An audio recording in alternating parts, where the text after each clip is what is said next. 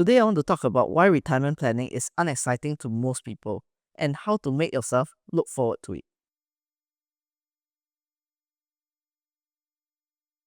So for most people, they approach retirement planning as though they are treasure hunting without a treasure map. And that is why most people feel they will never find their treasure, essentially living their dream retirement life. I want you to imagine this. You have been setting aside $2,000 every month for the past 8 years for your retirement, and your portfolio shows $210,000. Will you be able to quantify how much closer are you to your retirement besides the dollar value? How many percent progress have you made? Is it 20%? 5%? 80%? Are you close to your goal?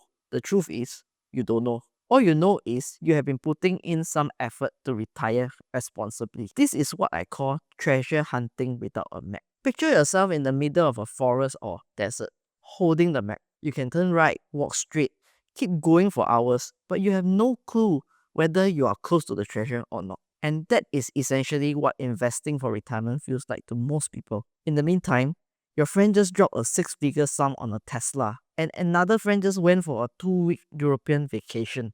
Then here you are setting aside $2,000 every month for the past 8 years, and you don't even know what kind of life would that buy you. Why would retirement planning feel exciting like that? The good news? You are not alone. Majority of people approach retirement planning this way. They either decide on an arbitrary monthly amount they want in the future, or they decide on an arbitrary amount they are willing to set aside now, then cross their fingers and hope it is enough. Today, I want to share with you a different way we can plan our retirement, what I call the goals to reality approach. The first step is to establish your retirement goal first. This is an exercise I call visualizing your future life. Most of us never take the time to think about how our retirement life will look like. Maybe we have a vague idea, but how many of us have seriously sat down and think about it? What type of hobbies would you like to have? One of the most interesting hobbies I heard a client say is she wants to set aside $2,000 a month to buy 4D. And if that gives you a thrill, sure, why not? You can make provisions for it. Ask yourself, what does a regular day look like when you retire? My mom does gardening, goes for walks, and volunteering. What about you? How many holidays will you go for? Most of us think it will only be 1 to 2 trips a year because that's the frequency we travel while we are working. We forget when we retire, we can travel every month if we can afford it.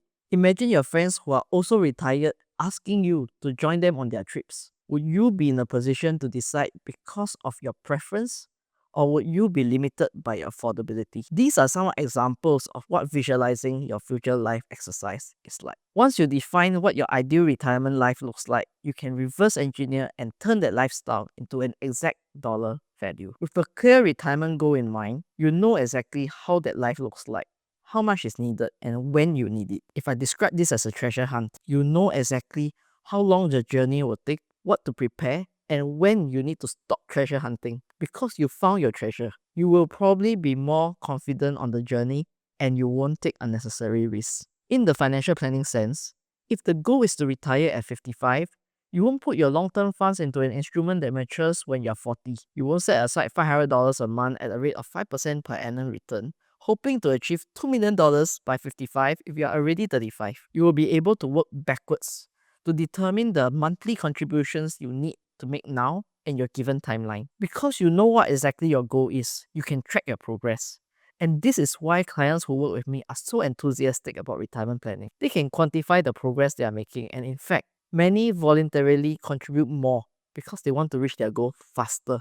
If you wish to experience our goals to reality approach, you can reach me in the link in the description. At this point, I want to talk about one of the biggest gaps in retirement planning, and that is the gap between the retirement goal and resources available. I believe you will have encountered instances where some of your friends do not have a sense of urgency to upskill and improve their earning power until much later in life. And by then, the runway towards retirement planning is much shorter. When we work for people, we are really creating value for our employers. Retirement planning is for ourselves. Hence, it makes sense to consider options that increase our earning power, such as further studying, switching jobs, and even mid-career switches. Without clarity of our life goals, it can be challenging to find the impetus to step out of our comfort zone and take massive action.